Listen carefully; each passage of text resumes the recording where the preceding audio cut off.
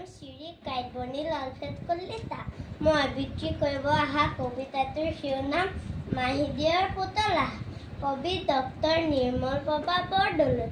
আমাৰ ওচৰতে মাহীদেউৰ ঘৰ। মাহীদেউৰ পুতলাটোৰ হ'ল এদিন জ্বৰ জ্বৰ পানী লগা জ্বৰ। হাচিও ডাক্তৰ ডাক্তৰ। মাহীদেউৱে ক'লে ডাক্তৰ আনিবলৈ দাদাই লৰ দিলে। দৌৰ দৌৰ দৌৰ টক টক টক। দুৱাৰত ডাক্তৰে কৰে টক টক। পুতলাই ভয় খায় কপে থক থক।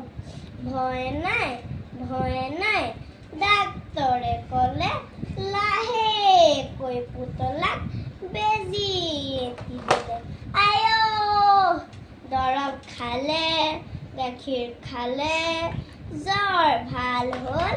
হাঁহি হাঁহি পুতলাই খেলিবলৈ গ'ল। নমস্কাৰ।